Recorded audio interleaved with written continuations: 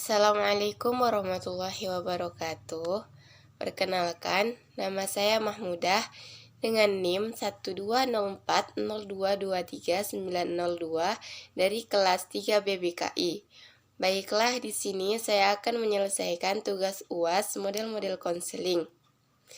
Soal yang pertama yaitu jelaskan teknik-teknik yang dilakukan dalam pendekatan psikoanalisis, seperti asosiasi bebas, interpretasi, analisis mimpi, analisis dan interpretasi atas resistensi, dan analisis dan interpretasi atas resistensi.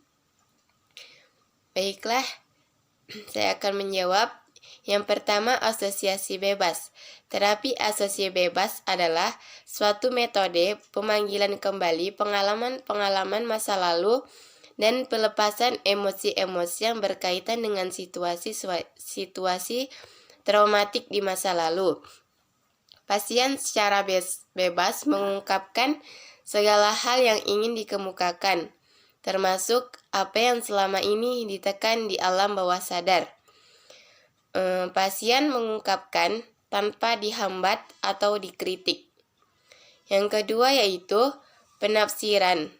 Penafsiran adalah suatu prosedur dalam menganalisa asosiasi bebas, mimpi, resistensi, dan transferensi.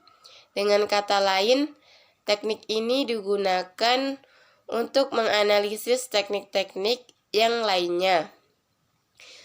Prosedurnya terdiri atas tindakan-tindakan analisis yang menyatakan, menerangkan, bahkan mengajari klien makna-makna tingkah laku yang dimanifestasikan oleh mimpi-mimpinya. Asosiasi bebas, resistensi, dan hubungan terapeutik itu sendiri. Yang kedua yaitu analisis mimpi adalah prosedur yang penting untuk menyingkap bahan-bahan yang tidak disadari dan memberikan kepada pasien atas beberapa area masalah yang tidak terselesaikan. Yang keempat yaitu analisis resistensi adalah dinamika yang tidak disadari untuk mempertahankan kecemasan.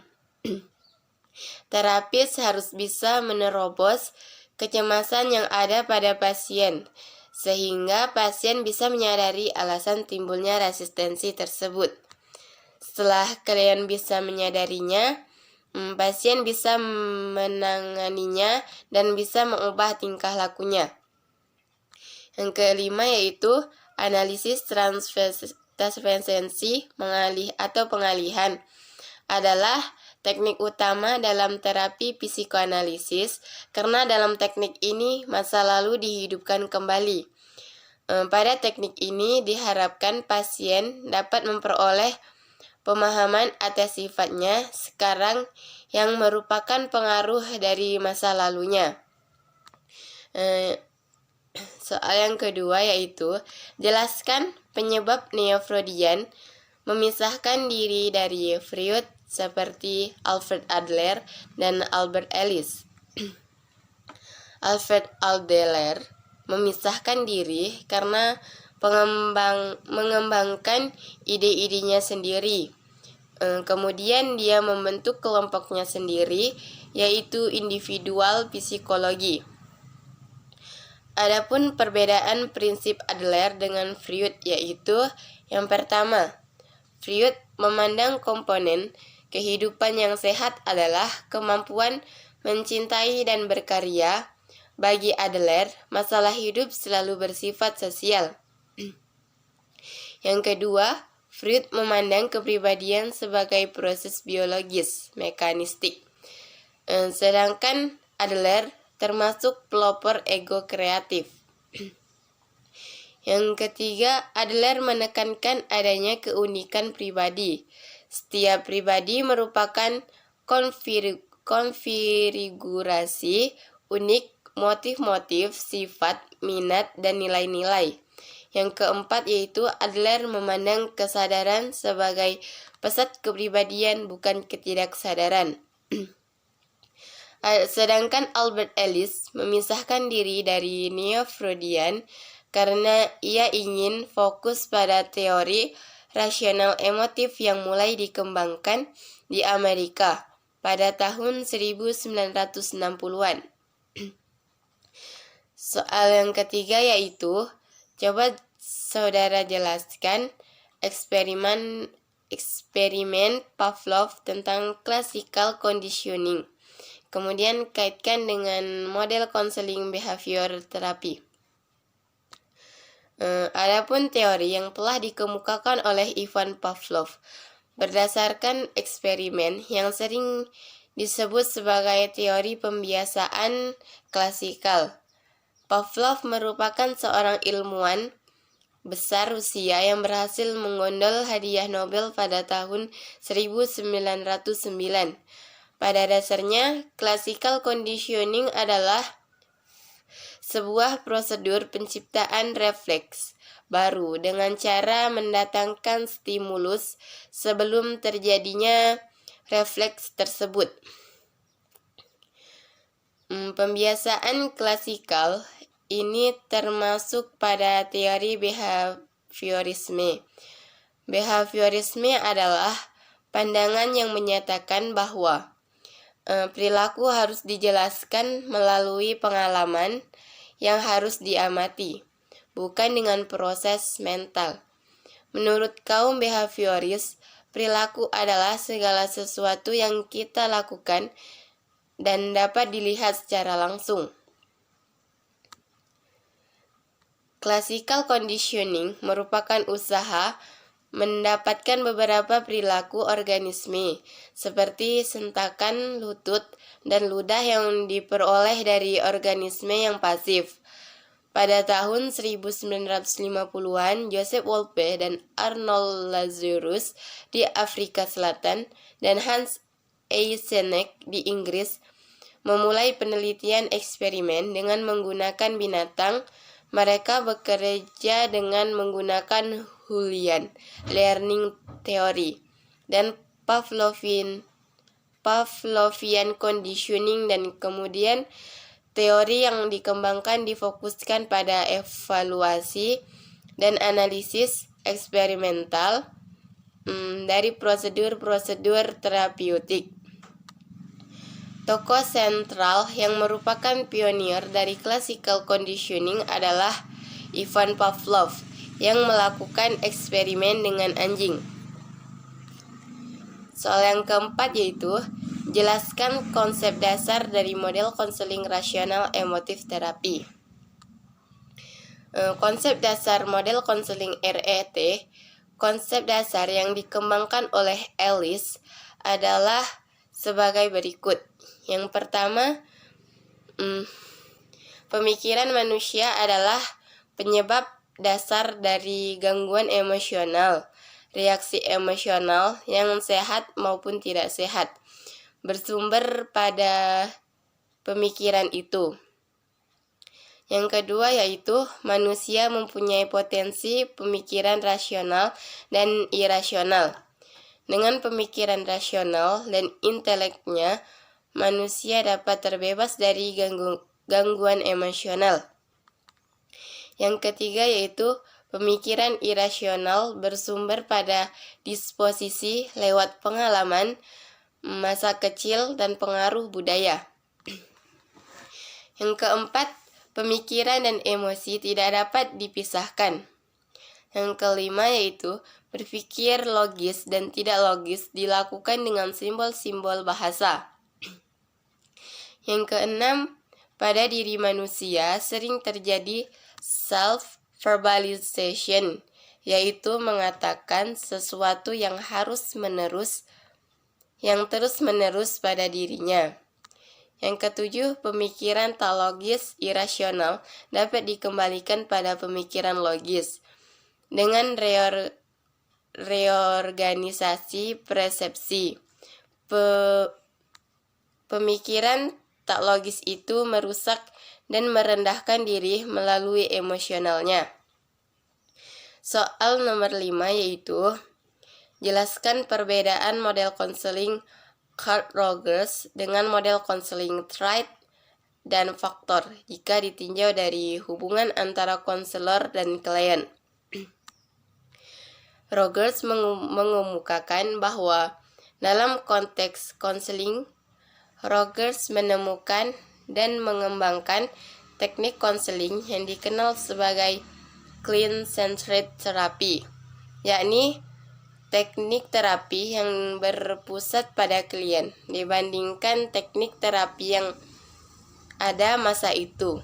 Teknik ini adalah pembahasan karena mengasumsikan posisi yang sejajar antara konselor dan pasien atau klien. Sedangkan menurut Triad faktor, kepribadian merupakan suatu sistem sifat faktor yang saling berkaitan satu dengan yang lainnya, seperti kecakapan, minat, sikap, dan temperamen.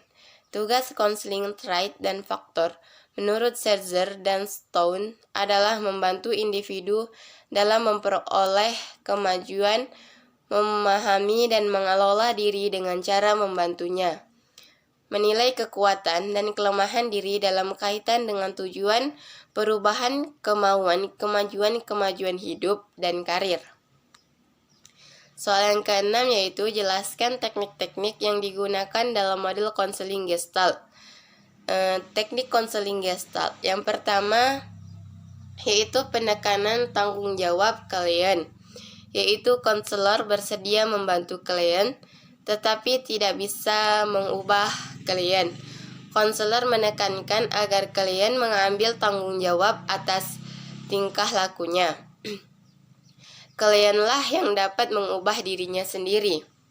Yang kedua yaitu orientasi sekarang dan di sini, yaitu dalam proses konseling, konselor tidak merekonstruksi masa lalu atau motif-motif tidak sadar, tetapi memfokuskan keadaan sekarang. Masa lalu hanya dalam kaitannya dengan keadaan sekarang. Dan konselor tidak bertanya dengan pertanyaan mengapa. Yang ketiga yaitu orientasi atau eksperiensial, yaitu yang dimaksudkan untuk meningkatkan kesadaran klien tentang diri sendiri dan masalah-masalahnya, sehingga klien menjadi lebih bertanggung jawab dan mampu mengintegrasikan kembali dirinya. Soal nomor 7 yaitu jelaskan 3 aspek atau 3 dimensi yang saling berkaitan dalam membentuk sifat manusia jika ditinjau dari model konseling logoterapi. Manusia butuh untuk mencari arti kehidupan mereka dan logoterapi membantu kliennya dalam pencarian. Logoterapi terkadang disebut aliran ketiga dalam terapi psikis. Aliran yang lainnya adalah analisis kejiwaan dan psikologi individual. Mereka berbeda dalam analisis kejiwaan yang fokus pada tekad kesenangan. Psikologi individual fokus pada tekad kekuatan dan logoterapi fokus pada tekad makna. Adapun tujuan dari logoterapi adalah agar setiap pribadi yang pertama memahami adanya potensi dan sumber daya rohaniah yang secara universal ada pada setiap orang terlepas dari ras, keyakinan, dan agama yang dianutnya. Yang kedua yaitu menyadari bahwa sumber-sumber dan potensi itu sering ditekan terhadap dan diabadikan bahkan terlupakan.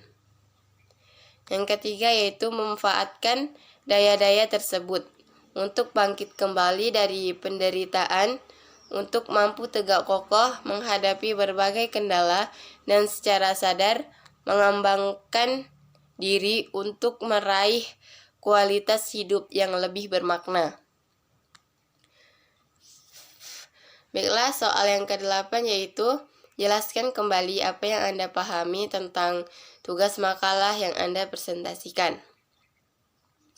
Baiklah, saya akan menjelaskan materi yang saya presentasikan, yaitu tentang teori rasional emotif behavioral therapy atau REBT. Pengertian teori rasional emotif behavioral therapy. Pendekatan rasional emotif behavioral therapy adalah pendekatan behavior kognitif yang menekankan pada keterkaitan antara perasaan, tingkah laku, dan pikiran. Pendekatan rasional emotif behavioral therapy dikembangkan oleh Albert Ellis melalui beberapa tahapan. Teori REBT dikembangkan oleh Albert Ellis pertama kalinya pada tahun 1955 yang mulanya dikenal sebagai terapi rasional. Lalu ia mengubahnya menjadi rasional emotif terapi. Konseling rasional emotif behaviorer lahir bermula dari ketidakpuasan Ellis terhadap praktek konseling tradisional yang dinilai kurang efisien, khususnya psikoanalitik klasik yang pernah ditekuni. Konseling rasional emotif terapi adalah salah satu bentuk konseling aktif direktif yang menyerupai proses pendidikan atau education dan pengajaran atau teaching dengan mempertahankan dimensi pikiran daripada perasaan. Rasional emotif behaviorer terapi juga merupakan salah satu psikoterapi yang dapat diberikan pada klien yang mudah merasakan kecemasan dengan tujuan umumnya adalah untuk mengurangi keyakinan irasional dan menguatkan keyakinan yang rasional yang dapat efektif pada dirinya maupun terhadap orang lain melalui pembelajaran dan latihan kognitif, emosi, dan perilaku. Konsep dasar teori rasional emotif behavioral therapy, Ellis mengatakan beberapa asumsi dasar REBT yang dapat dikategorikan antara lain pikiran, perasaan, dan tingkah laku berinteraksi secara dan berkesinambungan saling mempengaruhi satu sama lain.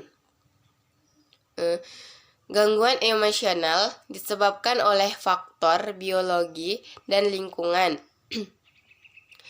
Manusia dipengaruhi oleh orang lain dan lingkungan sekitar, dan individu juga secara mengajak mempengaruhi orang lain di sekitarnya. Manusia menyakiti diri sendiri secara kognitif, emosional, dan tingkah laku.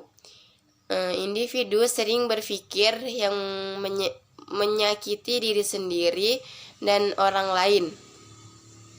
Meskipun teori ini tidak membahas terhadap perkembangan individu, pendapat REBT bahwa anak-anak paling gampang terkena pengaruh dari luar dan memiliki cara berpikir yang tidak rasional daripada orang dewasa. Pada dasarnya, manusia itu naif, mudah disugesti, dan mudah terusik. Secara keseluruhan, orang mempunyai kemampuan dalam dirinya sendiri untuk mengontrol pikiran, perasaan, dan tindakan. Tetapi pertama-tama dia harus menyadari apa yang mereka katakan pada diri sendiri atau bicara pada diri sendiri untuk mendapatkan atas kehidupannya. Selanjutnya itu hakikat manusia menurut teori rasional emotif behaviorer terapi. Rasional emotif behavioral therapy memandang manusia sebagai individu yang didominasi oleh sistem berpikir dan sistem perasaan yang berkaitan dalam sistem psikis individu. Keberfungsian individu secara psikologis ditentukan oleh pikiran, perasaan, dan tingkah laku. Tiga aspek ini saling berkaitan karena satu aspek mempengaruhi aspek lainnya. Secara khusus, pendekatan ini berasumsi bahwa individu memiliki karakteristik sebagai berikut. Yang pertama yaitu individu memiliki potensi yang unik untuk berpikir rasional dan irasional. Yang kedua, berpikir rasional berasal dari proses belajar, yang irasional didapat dari orang tua dan budayanya. Yang ketiga yaitu manusia adalah makhluk verbal dan berpikir melalui simbol dan bahasa. Dengan demikian, gangguan emosional yang dialami individu disebabkan oleh verbalisasi ide dan pemikiran irasional. Yang keempat yaitu gangguan atau self-verbalizing yang terus-menerus emosional yang disebabkan oleh verbalisasi dan persepsi serta sikap terhadap kejadian merupakan akar permasalahan, bukan karena kejadian itu sendiri. Yang kelima yaitu individu memiliki potensi untuk mengubah arah hidup rasional dan sosialnya. Yang keenam yaitu pikiran dan perasaan yang negatif dan merusak diri dapat diserang dengan mengorganisasikan kembali persepsi dan pemikiran sehingga menjadi logis dan rasional. Tujuan konseling rasional emotif behavioral terapi. Tujuan utama REBT berfokus pada membantu konseli untuk menyadari bahwa mereka dapat hidup rasional dan produktif. Kelebihan dan kelemahan rasional emotif behavioral terapi. Yang pertama yaitu kelebihan rasional emotif behavioral terapi. Pendekatan ini cepat sampai kepada masalah yang dihadapi oleh peserta didik. Kaidah berpikir logis yang diajarkan kepada peserta didik dapat digunakan dalam menghadapi masalah yang lain. Peserta didik merasa dirinya mempunyai keupayaan intelektual dan kemajuan dari cara berpikir. Yang kedua yaitu kelemahan rasional emotif behavioral terapi. Sebagian peserta didik boleh ditolong melalui analisa logis dan filsafah, tetapi pada pula yang tidak begitu sulit cara berpikirnya untuk dibantu dengan cara yang sedemikian yang berasaskan pada logika. Selain itu, peserta didik yang terpisah jauh dari realita sehingga usaha untuk membawanya ke alam nyata yang sukar sekali dicapai. Dan juga ada peserta didik yang terlalu berprasangka terhadap logika, sehingga sukar untuk mereka menerima analisis secara logika. Baiklah, mungkin hanya ini yang dapat saya jawab. Sekian dan terima kasih. Wassalamualaikum warahmatullahi wabarakatuh.